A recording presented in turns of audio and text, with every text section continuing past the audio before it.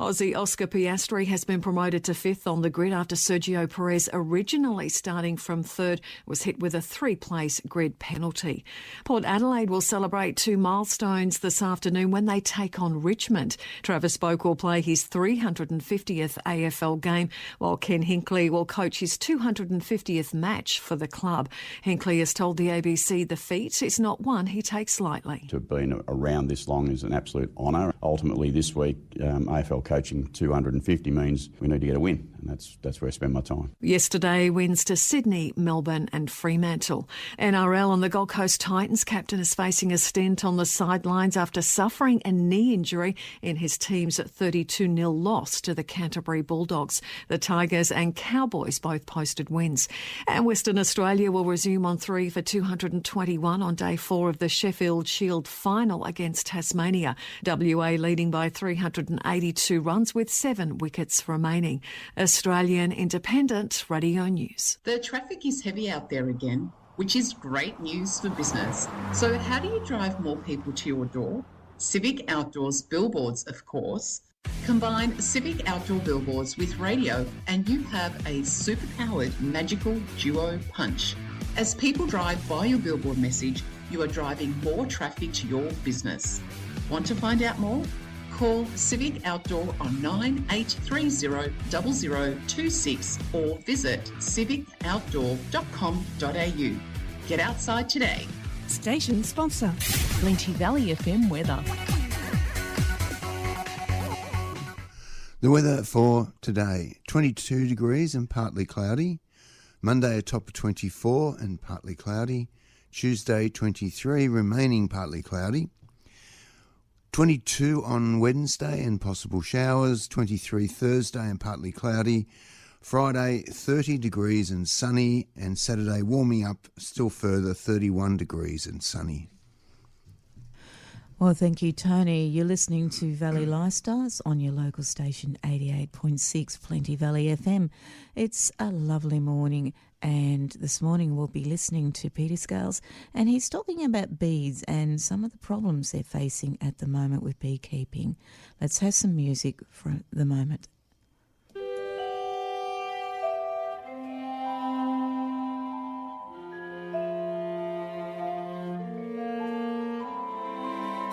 Child in the fields, mortal heart grows and burns, heart that gave fruit and wings, all the love fair things.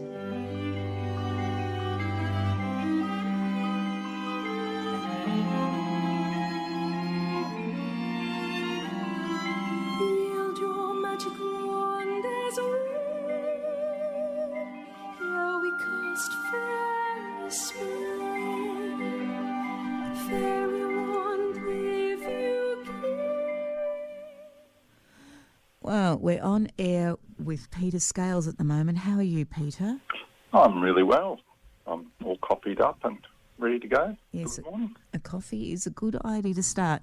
Now, you'll be talking about bees today, and I have a question. At the moment, there's a varroa mite that's disseminating a lot of the beekeeping areas in New South Wales, and it's a real problem. What is this all about? Yeah, well, there's a new mite that's entered Australia that's called varroa mite, and it's a mite that's been around in Asian bee colonies and European bee colonies, well, since the 1940s at least, and it's been all around the world. And Australia's been lucky in that through its biosecurity measures it hasn't been in Australia, but now it is. And although it's just one of the many pests and diseases that bees can get, a lot of the pests and diseases, perhaps except for a couple of the bacterial diseases like American foulbrood, which will actually kill a hive completely and is reportable and you have to destroy a hive if you have it. A lot of the other diseases like small hive beetle or wax moth or or some of the fungal diseases like chalk brood. Strong hives can deal with those pests. In actual fact, good hives that have good housekeeping and with a little bit of management, in actual fact, most of the time it doesn't affect honey production too much, and in actual fact, from an apiarist point of view, there's not a lot of consequence. The problem with Varroa is that you could argue that it's just another pest and disease, but the main issue is that if I get Varroa into my hive, if I don't actually treat it and I don't actually manage it, it will kill the hive. It might take a year or two, but even strong hives will get affected. And so this Varroa mite entered Australia through Newcastle port in, I think, about June 2022. And they went on an eradication program to try to get rid of it, but ultimately that's been unsuccessful. And it's now spread from, well, Newcastle as far south as Wollongong, as far north as Coffs Harbour, and there's some actual outbreaks of it now because of bee movements for pollination out near Balranald, which is not far from Victoria. And based upon the spread, we're likely to have it in Victoria in the next 1 to 2 years.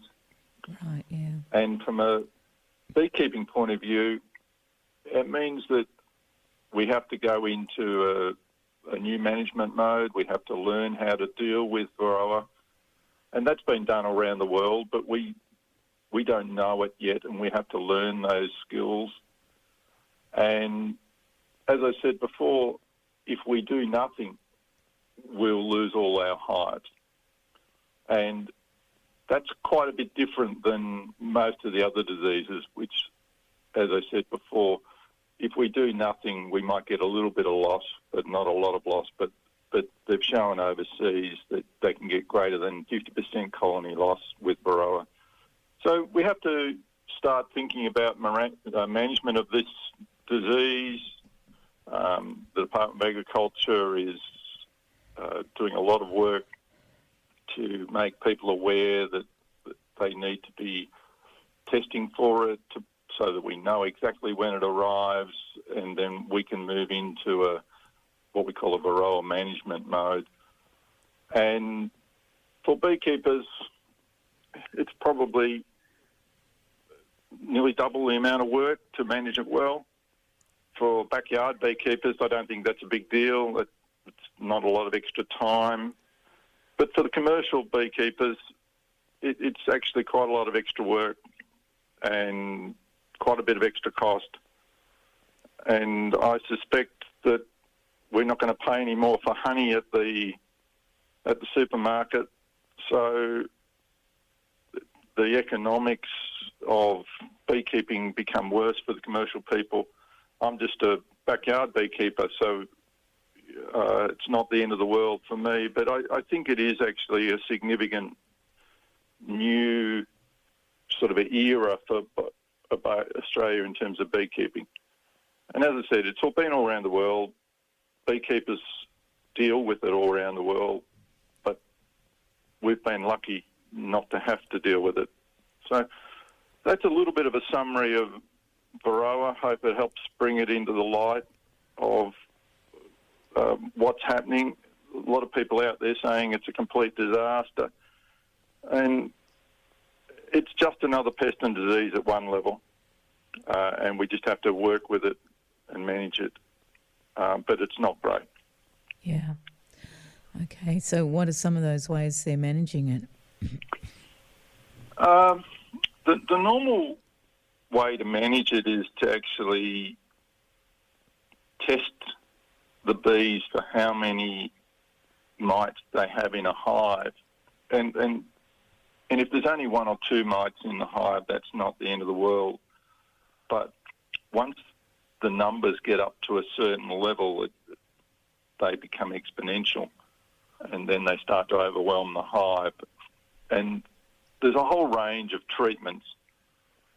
One of them is to use formic acid, which is a treatment where the vapours actually kill off the mites. They don't kill them all, unfortunately, and so they just keep the numbers down. And there's a lot of sort of talk overseas as to what the maximum number of mites per hive you should have to make sure that the hive can stay strong, and how many treatments you have to do. And this is part of the learning process in Australia, because the mite here, not only is it a parasitic mite, it also carries viruses. And it looks like this particular mite that got into Australia is not carrying too many viruses.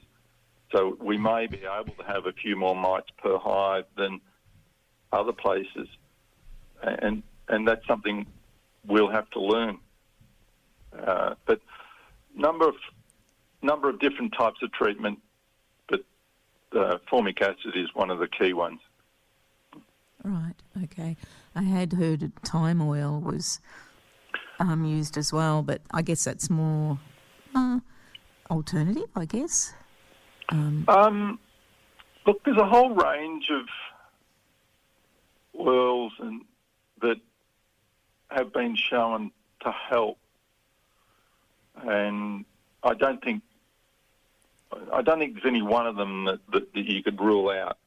It's just that the commercial people have tended to use formic acid. There's a new Israeli method out that actually detects through AI the bee movement, and you can tell when the bees have got mites on them, and it doses extremely small amounts of formic acid into the hive continuously. Right, I see. And that's proven to be more useful than one or two treatments a year. But you can imagine that having one of these little dosing units on every hive is quite expensive. Yeah, exactly. Okay, well, perhaps moving away from pests and diseases and disasters with bees, is anything interesting and positive happening in the beekeeping world at the moment? Well, I think the most positive thing has been that the word around all my friends that have got bees and I've been mentoring is that it's been quite a good season. Yeah. And a lot of people are sitting on some quite nice honey stores. Right. And even though last year was a honey-free season almost for the backyard beekeeper, this year has been extremely productive. And I think if you have a friend with bees in their backyard who harvest, I think you'd be sort of snuggling up to them this year and saying, have you got any spare honey? Because they probably should have. Yeah, terrific. Look, let's just have a small pause. We'll be back soon and carry on with this because it's an interesting topic. 88.6 Plenty Valley FM. The Rotary Club of Diamond Creek is a group of locals that want to see a world where people unite and take action to create lasting change across the globe, in our local communities and in ourselves. We provide service to others, promote integrity, goodwill and peace through our fellowship of business, professional and community leaders. And we fundraise with the Diamond Creek Rotary Town Fair and the Diamond Creek Rotary Tram Cafe. For more information, email president@diamondcreekrotary.org.au. Proud community group members of 88.6 Plenty Valley FM. Don't miss all the action of the NMCA Grand Final, Holy Trinity versus Camray, this weekend from 12:30, live and exclusive on your local station, 88.6 Plenty Valley FM. Well, we're back on air with Peter Scales, our beekeeping expert. And the next question I had was about, well, last year I guess there were fires and things like that, and the bee numbers can be disseminated by those bushfires, can't they? And Yeah, it certainly can be problematic. Certainly over in South Australia, for instance, on Kangaroo Island, there was a huge number of bee colonies got wiped out about 3 or 4 years ago, and there's a particular species of European bee over there that is highly productive, that's used commercially, and a lot of backyard beekeepers really like that, and that nearly got wiped out completely. Well, really problematic if we get fires, because bees are hard to move quickly. Yeah. So I guess they just get... Yes, well, in other words, things can be a bit tough. It's not just bugs and things like that. It's also bushfires in Australia. Yeah. And I guess that's probably why it was a poor season last year, I guess. And now the bee numbers must have recovered and it's looking better. Yeah, I think last year the bees tell you what the season is like. It was very wet not in 2023 spring, but in 2022 spring was extremely wet and cold, and not much flowering of the eucalypts in the Plenty area. And as such, the bees ran out of food. They didn't produce any honey, and they starved. Right, I see. So that wasn't great. But this year, we were actually about 6 weeks ahead of any other year I've ever experienced. And it was that dry spring, and the bees loved it. And so this year's been very productive. So they tell you very early on what the season's going to be like. Yeah. So you can't sort of, if you've got a bee colony your own self, you can't sort of say, well, I'm going to plant plenty of flowering plants in my backyard and front yard, and that should do it. You need to have more than just that. Yeah, I think a lot of people say, well, I've got a big garden, that'll be enough. And it does. You see bees all over the flowers, and that's all good. But if you look at where they produce most of their honey and the nectar that they need to survive as a big colony, generally you need a mass flowering with a lot of nectar from eucalypts, right, or acacias or something like that. So and quite large spreads of them. So if you think that if I draw a circle of about 2 kilometres around a group of 10 hives, they need all of that area to produce enough honey. Right. And what about commercial hives?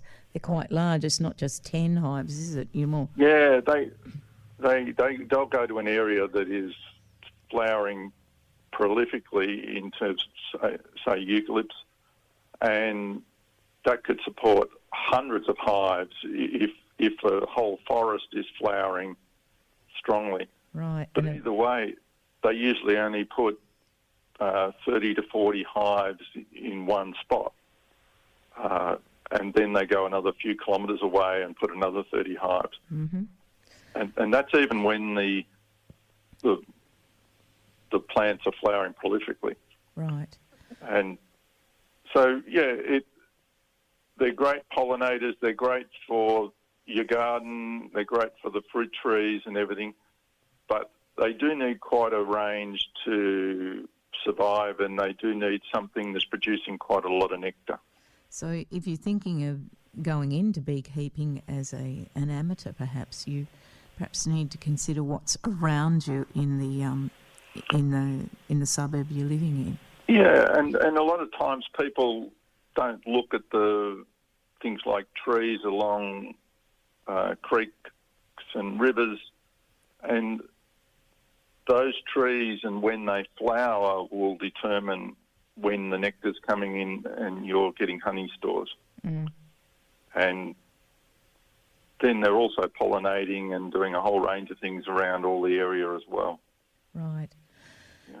And of course, bees are not European bees are not the only pollinators, and one of the reasons we like bees is because they are pollinating and helping our fruit crops, our any whatever we're growing. Yeah, we've got a lot of great pollinators in Australia. Lots of native bees, hoverflies, other flies, other insects. One of the issues is that large monocultures, that sort of resident population of all those native bees and native hoverflies and that are not sufficient to pollinate those large monocultures like almonds and canola and things like that, and big orchards, etc. And that's why we use those honeybee colonies. Yeah. In actual fact, for something like the almonds up in near Mildura and Robinvale, there's probably about between 100 and 150,000 hives get brought into that area for pollination every year. Right, and just for pollination. Yeah. Right, so that's, our bees are important and European bees are important. And they're both important. And they seem to be quite complementary, which is really good. Okay, look, we're going to have to finish up now, Peter. Thank you very much. As always, it's a fascinating topic. So we'll see you perhaps next year again with more questions. Yeah, thanks very much, Hilary. Thank you. Bye. Bye. You're listening to Valley Lifestyles on your local station, 88.6 Plenty Valley FM.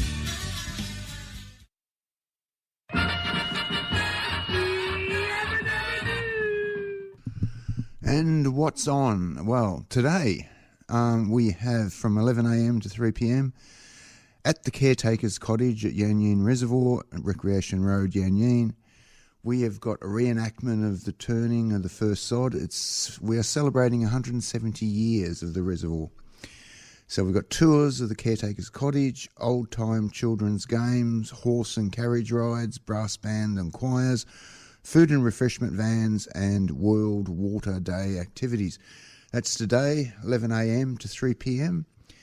at Recreation Road, Yan Yean, at the Caretaker's Cottage.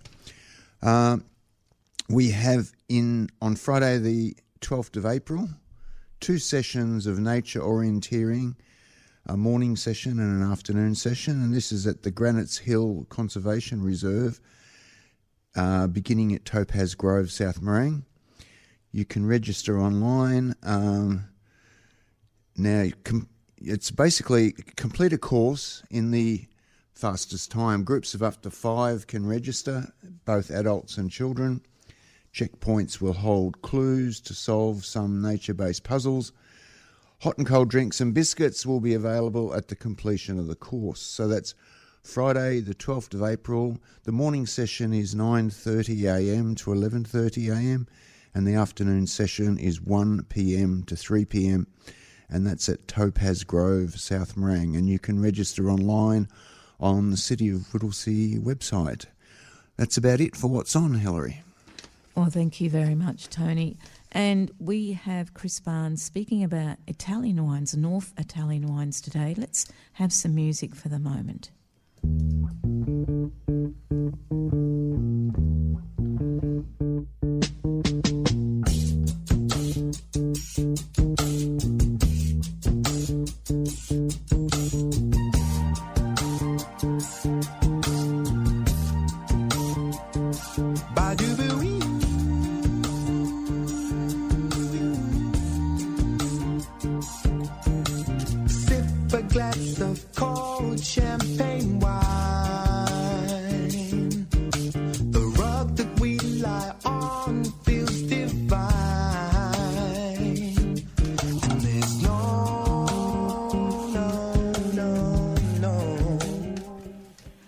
Well, we're on air with Chris Barnes. How are you, Chris?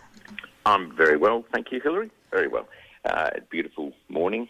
April is on the way. Spring spring. Autumn is here. Autumn and spring are the two most lovely. And so it's good in Benalla as well, because that's where you're coming from Benalla. So Exactly, and it's just lovely, lovely weather here. I've already been out. It's chilly weather, but out around the lake with the dogs, and excellent, excellent morning.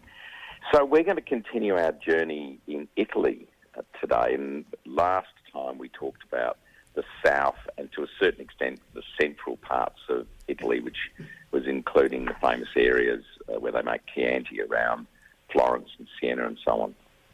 But what we're going to do this morning is, I guess, finish with Italy, although it does always seem a little bit silly that we're doing this in only 2 episodes, but still, there's so much wine in the world to go through.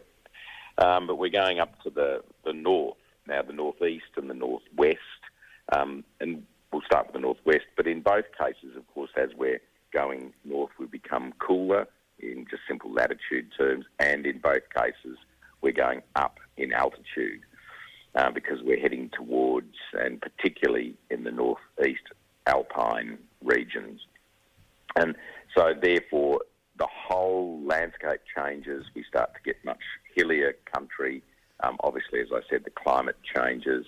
And also, I think we touched on this last time, but the whole attitudes about, I guess, life and so on change a little bit in those northern parts of Italy.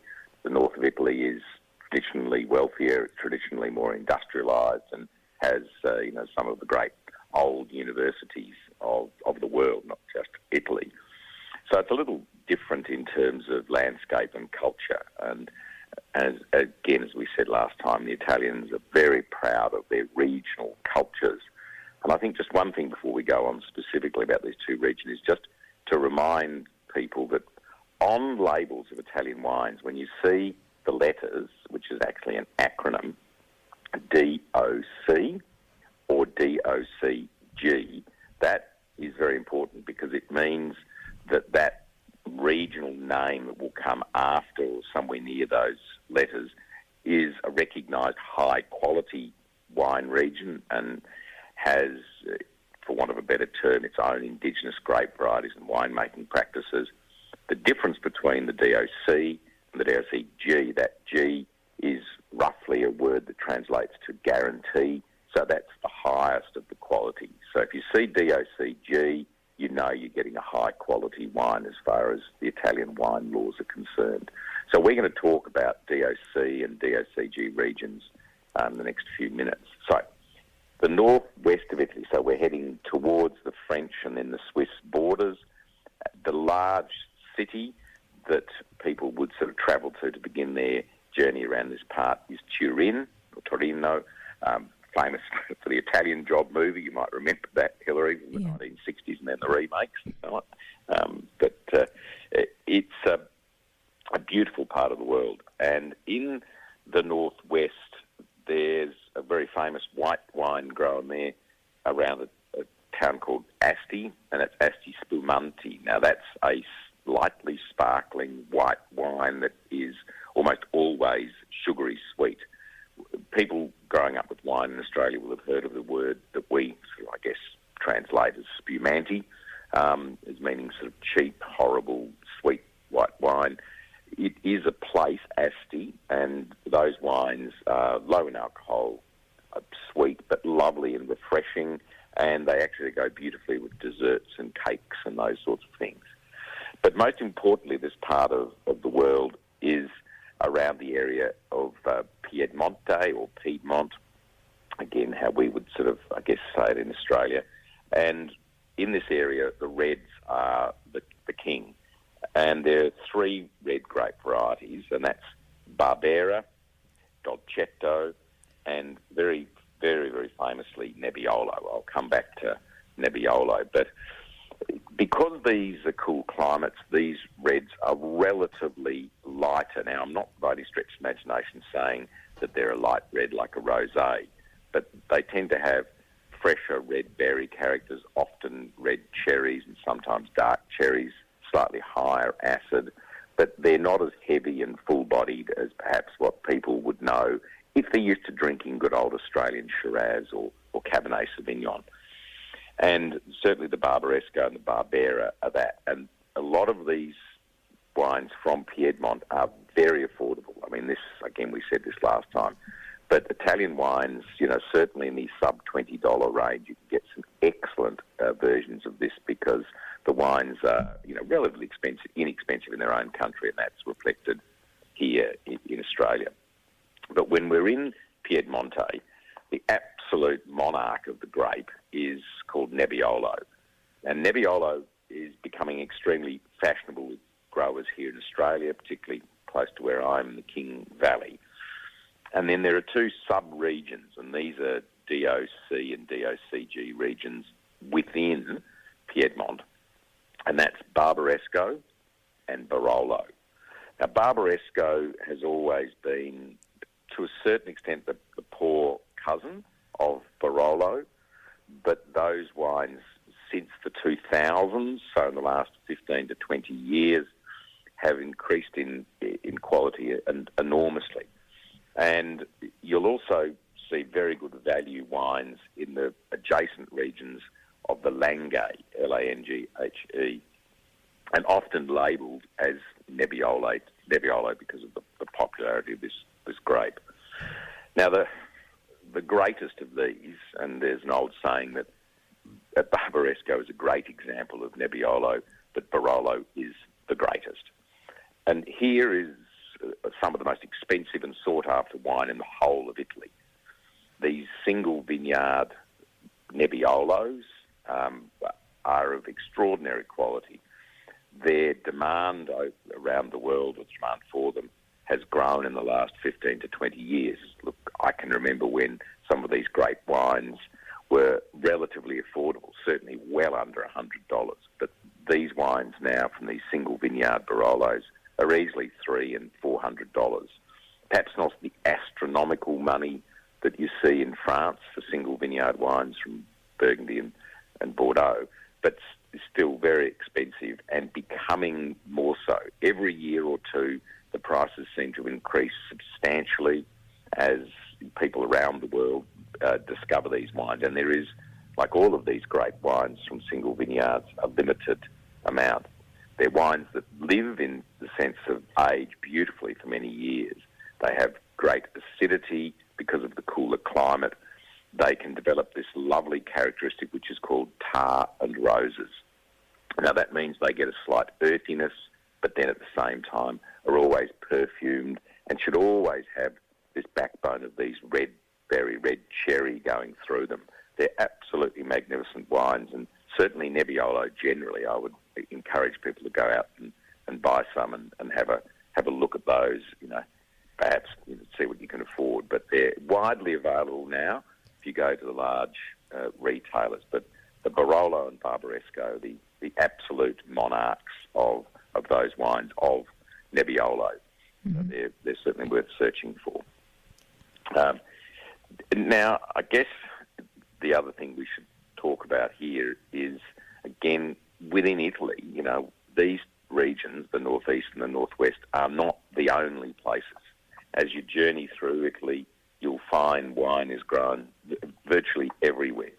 And, we should sort of not skip over the fact that there are wines around Bologna, in Emilia-Romagna, and all of these wines, the famous cities of Parma and so on, in that north-central area that make extraordinarily good wines. And again, I would emphasise getting better and better in quality, and particularly the quality of the white wines. Right. I was drinking last night a Piano Bianco from the northwest of Italy, and extraordinarily good wine at very reasonable prices. Well, unfortunately, our time is running out, so I think we might be dividing up North Italy.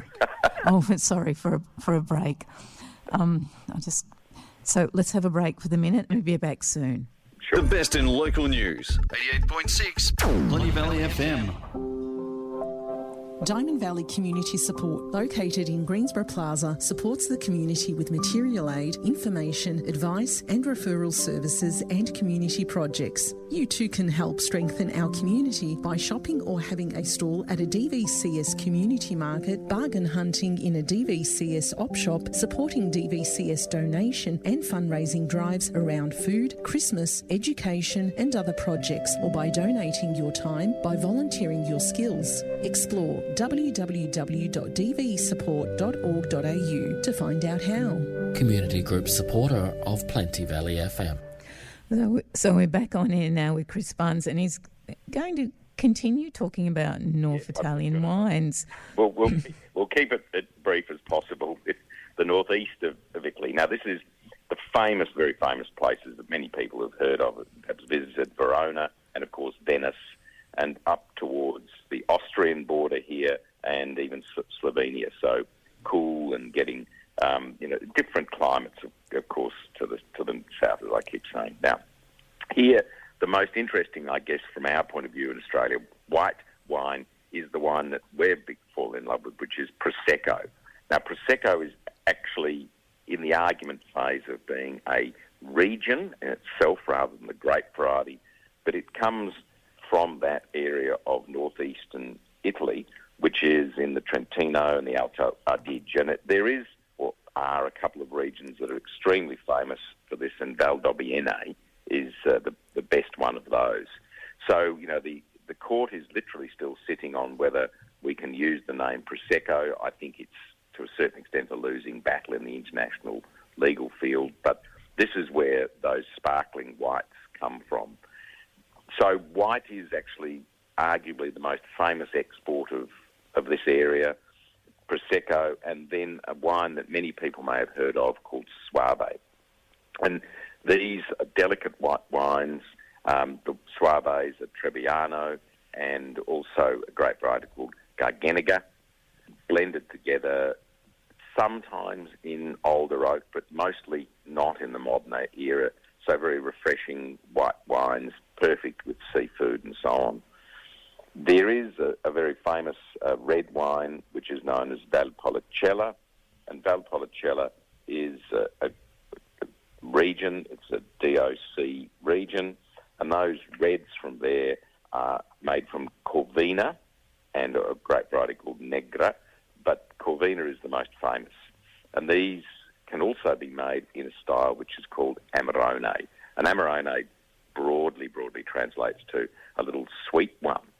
They're not sweet as such in terms of sugar, but they're concentrated because the grapes are slightly dried before being processed, so you get concentration of flavours. And so whether we're talking about the Valpolicella or the Amarones, they are very concentrated wine, sometimes a little slightly sweet, but they're beautiful wines of concentration. And again, the Corvina is a grape variety that some Australians are playing with. It needs a very cool climate. So the ones in Australia that I've seen are the best in some of the coolest vineyards near Canberra or in those, higher regions of that part of near New South Wales and near ACT. But it's certainly a white wine famous region. And when you get sort of further and further up towards there, you see Germanic styles, and by that we're talking about Austrian. So you're starting to look at varieties such as Riesling and also Silvaner and Gewürztraminers. So very reminiscent of what you would think more of being the Austrian and German wines, because it's a part of the world that once was the Austro-Hungarian Empire, going back 100 years, but before various wars and the politics involved with that. So I guess just to wrap up, as I said, Italy has an extraordinary diversity of wines from south to north, an extraordinary diversity of climate and cultures that then link in with the food. And one thing I would say is that Italy's probably, I think, the best example of these classic European countries where specific dishes have evolved with specific wines. You could argue about chicken and the egg, I guess, which has come first. But the food and wine matching there can be extraordinarily good. And there are some great Italian restaurants in Melbourne where they do the traditional cuisine, and have a think when you're going to those places. Where did this dish come from? Perhaps I'll drink a wine that's from that region, and you'll find often that the match is one of those things. I might say made in heaven, but certainly made in history and in culture. Right. Well, it's a fascinating topic, wines throughout the world. Definitely Italy has been tremendous. I think it's definitely fighting with France for supremacy. So we'll be back. Certainly there are friends of mine who would agree with that, and it's one of those marvellous conversations you should always have over a glass of wine. Definitely. Okay, well, thank you very much, Chris, and we'll see you in a couple of months. You're off for a holiday? I'm off to Europe for 4 weeks from the end of April, so I'll see you at the very end of May then, and I might have some tales of where I visit in Europe. Terrific, that would be great.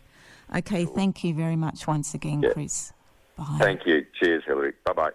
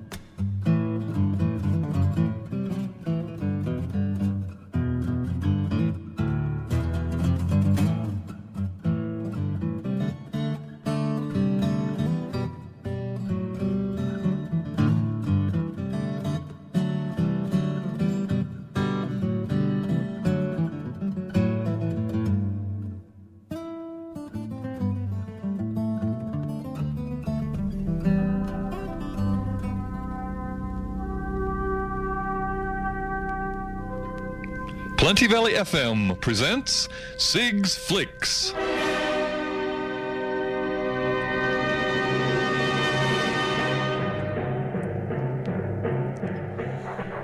All right. Good morning, Sig. How are you? I'm good. Always so many films to impart and so little time, as I say. It's going through all these films. But I want to talk about a new film before we get on to the French Film Festival, which is currently screening. But a new one that's just come to light, Immaculate, is of interest. Not great interest, but you guys might want to check it out. It's from director Michael Mohan, and it comes in at 88 minutes, a pretty succinct time. But this one stars Sydney Sweeney, and you may know her from the TV show White Lotus. She's also in the other big movie at the moment, Anyone But You. It's a wonderfully received. Pretty average film, but it's quite a good by the numbers romantic comedy with Glenn Powell. You may remember one of the pilots with Tom Cruise in Top Gun Maverick. She's quite good in that. It's very popular.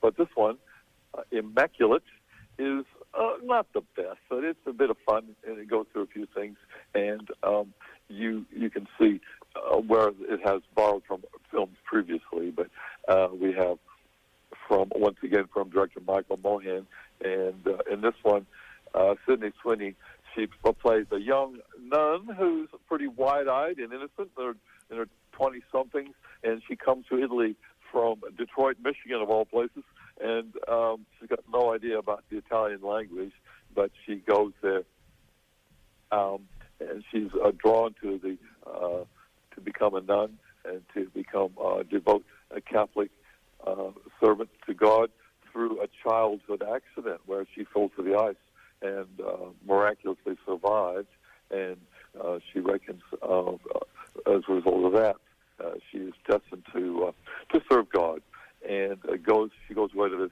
convent, which is actually for older and sick and dying nuns in the country, Italy, and out on its own in this nunnery, which is pretty well isolated. And things go a bit strange, and I will admit it does get a bit bloody. There are some wonderful and deep and dark things going on in the middle of the night, as you can imagine. Without getting into too much detail, because you want to see the film to work it out yourselves. But she has helped a bit translated by some of the things she gets to understand some things by Father Sal Tedeschi, and it's played quite well by Alvaro Morte. And he is pretty smooth and charming, a little bit too smooth and charming, I think. And he helps her through things and is a bit supportive. And he wants to help her, find her way in this nunnery. There are very interesting things. There's secrets in this convent which are quite interesting. For example, they reputedly have in their possession one spikes used in the actual crucifixion of Jesus, and they use this in the film and a few things. So we've got some people, some nuns wandering around the corridors at night, and we also have nuns wearing red masks. They appear from the shadows occasionally and wonder where they are. We've got fairly stern Sister Isabel, and she's pretty cold and calculating, and she's got a pretty bad attitude towards things, and she likes to play things very definitely by the book, and she helps our young Sister Cecilia out on some things. We got a Mother Superior who's got a red file actually containing her picture and some information about her, and so we wonder, what's going on here? Why does she have that? Is there something more happening here that we want to find out? And when we have our young Sister Cecilia is injured in an in-house accident, they dissuade her from going to the hospital. I know they can do it in-house, and she's a bit curious about that. She wants to find her own way on this one. And as we have a lot of pretty not the best jump scare scenes, which are pretty loud. We have, for example, a bird hitting a window. We get some things that are sort of jump out, you see a little bit, but they become a little bit predictable after a while. And it doesn't have quite a lot of attention and build up of suspense. And it hangs a lot on Sydney Sweeney and her acting, and she's getting a bit better, but still you don't have that real sense of foreboding and a real sense of fear that you would expect to get from an actor in a situation where these things happened. And we do have the situation where a woman does have a right to choose her way in this one, and the church is often takes away that freedom, and we have the church patriarchy supported by some of the father, as I said, Father Sal, and also the cardinal who comes in and is sometimes implicit in what goes on. So we have a lot going on here with Immaculate, and you might want to see it. It's a bit of fun to go through. You see, seen some of these things before, but Sydney Sweeney is a rising star. You might want to check this one out. So that's screening now. So it could be fun for you. Now, do we have a few messages before we get on with the French Film Festival? Messages, yes. You are listening to your... Did you know that by recycling your beverage containers, you are saving our environment? Recycling means that your beverage containers are used again and come back to you with your next purchase. No longer can we just bin our beverage containers. We need to recycle instead by placing them in our recycle bin at home or in a public recycle bin. Don't just bin it, recycle instead. 88.6 Plenty Valley FM. Yes, well, you're on Valley's Lifestyle with Hilary and Tony, and we're speaking with Sig about, well, some very interesting movies. That Immaculate one sounded fascinating, actually. Yes, indeed. And we're right in the middle now of the French Film Festival, which is screening right through till 2nd of April. And they are screening right around Melbourne at the Palace Cinemas, as you can imagine, at the Como and the Baldwin down the road from here in the Plenty Valley area, also the Brighton Bay, not so close. There's a new Palace Cinema over in Mooney Ponds called Penny Lane, which you might want to go over and check that one out. It's a new complex. Also at the Kino, the Pentridge, and the Westcott, and a few films down at the App Store. But if you want to find out more of the French Film Festival, you can go to the website. It's double F at the beginning, AFFrenchFilmFestival.org, and you can check out some more of those. Much one going right through for a couple more weeks to April 2. But what are some of the films you might want to check out there? Well, it's you might ask. We have a great new version of The Three Musketeers, which you may remember from the Dumas novel, which from way back in 1844. Incredible. And the latest one of these is looks like a lot of fun, a real swashbuckling adventure series. We have this one's called Three Musketeers d'Artagnan, and this one is the story of where this new up-and-coming swordsman he escapes death barely by trying to rescue a kidnapped woman, and he comes to the attention of the actual Three Musketeers, the well-known and famous Athos, Porthos, and Aramis, and they are a bit annoyed by him initially, but they take him under wing, and he becomes some of them and is helpful in some of their exploits, and involving also the coming in contact with a mysterious Milady, played by Eve Green. And this is a real swashbuckling historical adventure, and it's a lot of fun. And it's in two parts, actually, Three Musketeers d'Artagnan and also Three Musketeers Milady. And that comes in the second one. It goes a bit more there to follow through where she is involved with that one. So they're actually screening them both together, so you might want to see them and check them out together if you want a nice long evening or afternoon. But some of the other films you might want to see at the French Film Festival, we have also, this is a lot of fun, The President's Wife, starring the wonderful Catherine Deneuve, and she plays Jacques Chirac's wife from back in the 90s in France. And this is a wonderful feminist comedy, if you want to look at it that way, which is a lot of fun. So we have, back in 1995, when Chirac is president, we have Bernadette, his wife, comes to the presidential palace and expects to be treated very well, but things don't go so well because she's looked on as not particularly popular. They reckon she's old-fashioned, pretty cold, and sour-tempered, and she wants to, do her best to repair that reputation with the help of her chief of staff, played very well by Denise Poppidez. And so she sets about on this one, and this is once again an interesting film about an unsuspecting feminist icon, and it goes through how she tries to repair herself, as I said, and play a wonderful role from Catherine Deneuve. And that one is once again called The President's Wife.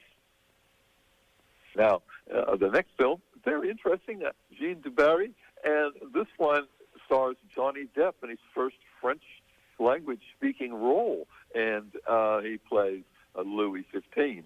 And this is a story of Jean Dubarry, who's actually the illegitimate daughter of a monk, and she is she's got a lot of ambition and wants to get ahead of herself, and by escaping her upbringing, and she has the support of her benefactor, played by Mélène Poupardou, and she becomes a skilled courtesan, and she is introduced to the widowed King Louis XV, played by Johnny Depp once again, who's a pretty well-known womanizer, and they try to get involved with him.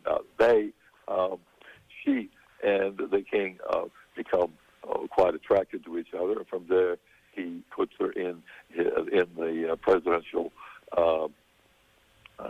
in the Louis castle, and in the palace. Sorry, and this is filmed on location in Versailles, and so it looks very sumptuous with a lot of really good costumes, as you can imagine. But when she comes in to the palace, it's a little bit not the best with the newly arrived Marie Antoinette, who is also in the house. So it gets a bit difficult there. So there's a few films there for you, Hilary, for the French Film Festival. There's several more I will be covering when we come back to SigFlix next week, which I can go over many other hot films that you can see, and some of the other ones which might be interesting. So once again, French Film Festival on widely around Melbourne right now. So there you go. Well, thank you very much, Sig. You're listening to your local station 88.6 Plenty Valley FM. This is Valley Lifestyles with Hilary and Tony, and we'll be on air next week at 8:45 with Sig Anderson as well. Bye for now.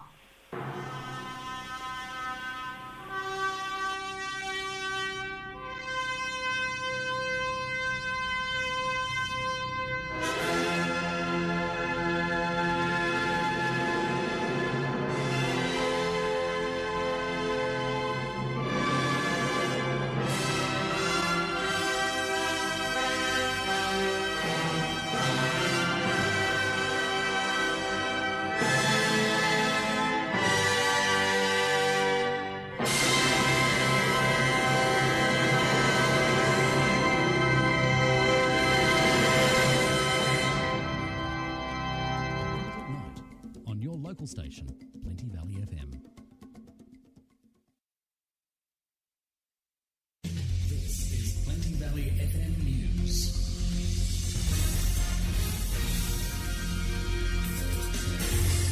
Hello, I'm Sarah Warmby. Australia will need 90,000 more tradespeople in the next 3 months to meet national housing targets. Research from Build Skills, established by the federal government, has found a major productivity overhaul is required to reach the 1.2 million new home goal by 2029. The federal government is vowing to put an end to price gouging of people relying on the NDIS. Alexander Nimmo has the details. Participants of the NDIS will receive a letter this week outlining how recipients and their carers can combat the wedding tax phenomenon that's plaguing the system. This is part of NDIS Minister Bill Shorten's new task force aimed at protecting recipients from price gouging and prosecuting those taking advantage of them. Those found breaching the new law may face penalties including permanent banning, infringement and compliance notices, and civil financial penalties. Mr Shorten telling News Corp the era of ripping off disabled people on the NDIS is over. Disaster victim identification officers from Brisbane have been sent to Maryborough on Queensland's Fraser Coast after a triple fatality on Friday night. 5 vehicles, including 2 semi-trailers, collided at an intersection with lithium batteries on one of the trucks, sparking a huge fire. A 53-year-old male SUV driver and 2 truck drivers died. Superintendent Paul Algie. I've spoken to the officers that attended the scene, not all of the officers yet, but I can assure you it was incredibly distressing. The Disaster Victim Identification Unit only comes to scenes like aeroplane crashes, so I think that gives you a clear picture of the scene that they were confronted with. Very distressing. An Uber driver allegedly behind the wheel during a hit and run in Sydney's east last weekend has faced court for the first time. Marcelia Eiley reports. Zisiko Katatsius walked out of custody on bail and took the train home. He's accused of being behind a suspected hit and... Also in news, refugees are calling on the federal government to redirect funding for nuclear submarines to allow for more permanent visas to be granted. Tasmanian Premier Jeremy Rockcliffe has all but declared declared victory in the state's election last night. In South Australia, a big shock and reality check for the state Liberals after early results from the Dunstan by-election indicate it's likely to be won by Labor. And a pod of dolphins has forced the cancellation of one of the biggest sailing events in the world, the Sail GP race in New Zealand. Despite 22,000 tickets being sold to watch the event in Christchurch, the race was abandoned after several extended delays were caused by the dolphins congregating near the starting line. This is Air News. To AFL, the Demons have cruised to a 93-38 win over the Hawks at the MCG. Coach Simon Goodwin says there was a lot to like about the game. Thought we